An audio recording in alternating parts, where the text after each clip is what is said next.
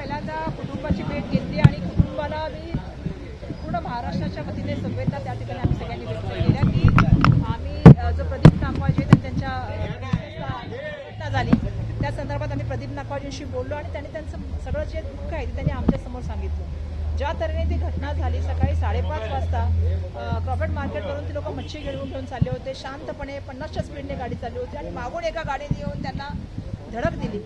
त्यावेळेला त्यांनी त्या गाडीला थांबवण्याचा प्रयत्न केला।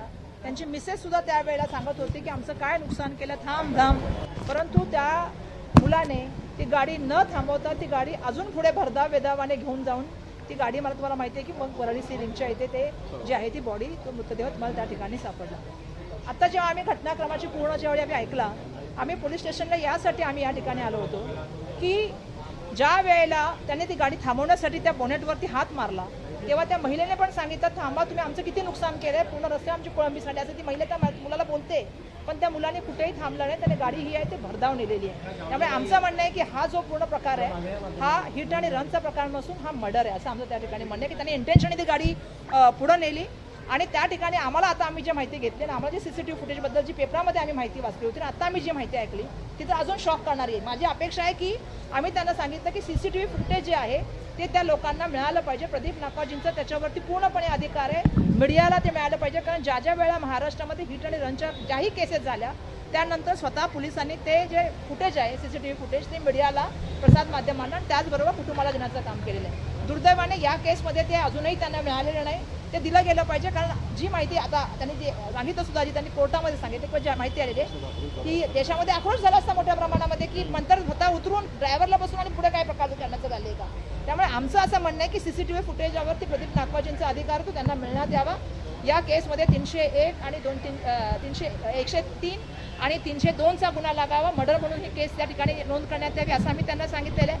आणि आम्हाला अपेक्षा होती की मुंबईच्या पोलिसांचा जो आहे तो आम्ही नेहमी उल्लेख करतो की स्कॉटलंड यार्डनंतर जर कोणाचं पोलीस असेल तर ते मुंबई पोलिसांचं स्थान आहे। दुर्दैवाने 3 दिवस ती व्यक्ती न भेटल्यामुळे आता त्यांनी सांगितलं की ते बारमध्ये गेले, जुहूमध्ये एका बारमध्ये त्यांनी जे आहे ते 18,000चं बिल करून मद्यप्राशन केलं, परंतु आता ते 3 दिवसानंतर पुन्हा भेटणार आहे का त्यांच्या रक्तामध्ये नमुने, हा सुद्धा आमचा त्यांच्यासाठी मूलभूत प्रश्न आहे। आणि त्यामुळे त्याचा लवकर जे आहे त्याचा शोध व्हायला पाहिजे होता, ही सुद्धा आमची मागणी आहे। आणि म्हणून या सगळ्या परिस्थितीला ज्या ज्या वेळेला आम्ही बघतो तेव्हा आम्हाला दिसलं की त्याच्यावरती कोणाचा राजकीय हस्तक्षेप आहे का मोठ्या प्रमाणामध्ये। आता मला प्रदीप नागवाजेंनी सांगितलं की त्यांना कोणी शासनाच्या वतीने कोणी बोलवलं नाही, कोणी विचारपूस सुद्धा केलेली नाही किंवा त्यांना काही त्या ठिकाणी कुठल्याही तऱ्हेचे विचारणा करण्यात आलेली नाही, त्यामुळे याच्यात राजकीय हस्तक्षेप आहे का।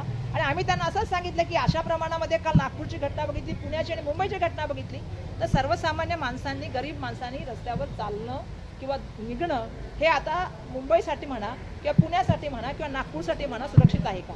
जर अशी श्रीमंतांची मुलं जर गरीब आणि मध्यमवर्गीय माणसांना उडवत असतील आणि त्यानंतर सुद्धा 3-3 दिवस ते भेटत नसतील आणि त्यांच्यावरती जे गुन्हे लावले जातात ते गुन्हे ज्या तऱ्हेने पाहिजे त्या तऱ्हेने लागत नसतील तर योग्य नाही आहे आमचं म्हणणं आहे। आम्ही त्यांना सांगितलेलं आणि त्यांनी सांगितलेलं आहे की आम्ही त्या गोष्टी करतो, कारण आम्ही ज्या गोष्टी सांगतोय त्या पुराव्यासकट आणि त्या गोष्टीला ऑथेंटिकपणे वकिलांच्या माध्यमातून सांगून आणि येणाऱ्या काळात आम्ही ती लढाई लढण्याचं काम करणार। काय वाटतं, कारण त्या गाडीचा नंबर प्लेट आणि जो सिम्बॉल होता गाडीचा तो देखील हटवण्याचा प्रयत्न केला। पोलीस स्टेशनला ते गाडीचा सिम्बॉल पुसत होते, हे काय तर मी सांगायची गरज आहे का, तुम्हीच लोकांनी व्हिडिओमध्ये काढलेला आहे। आणि बरोबर आहे, असं आहे की सीसीटीव्ही फुटेज का बाहेर येत नाही आहेत, कोणाच्या दबाव तंत्रामुळे ते ठेवलेलं आहे। ज्याही हिट आणि रनच्या केसेस झाल्या त्याचं सीसीटीव्ही फुटेज आलं ना प्रसार माध्यमाकडे, त्यांच्या कुटुंबाला तर ते मिळालं पाहिजे, पण दुर्दैवाने त्यांच्या कुटुंबाला मिळाले नाही। अजून मिळालंय का कोणाला ते, अजून कोणाला माहिती आहे की त्या कशामध्ये काय घटनाक्रम झाला, कारण ते अजूनही देण्याचं काम झालं नाही। कोणाच्या राजकीय दबावामुळे हे सगळं चाललेलं आहे, आम्ही तोच प्रश्न विचारला। आम्ही ज्यावेळी ह्या प्रकरणाकडे बघतो तेव्हा कोणाचा ना कोणाचा तरी राजकीय दबाव आहे असं आमचं म्हणणं आहे। खरं तर ती गाडी त्यावेळी थांबायला पाहिजे होती, पण ती न थांबवता जाणीवपूर्वक ती गाडी पुढे नेली, पुढे ड्रायव्हरला बसून त्या ठिकाणी काम झालं। त्यामुळे या सगळ्या प्रकरणाच्या ज्या आहे ते पूर्ण चौकशी होऊन त्यांच्या पहिले तर 302चा गुन्हा व्हायला पाहिजे। आमचं म्हणणं आहे हा हिट अँड रन नाही आहे, हा मर्डर आहे आणि त्यामुळे 103 आणि 302 हीच मागणी आम्ही या ठिकाणी केलेली आहे। एबीपी माझा, उघडा डोळे बघा नीट।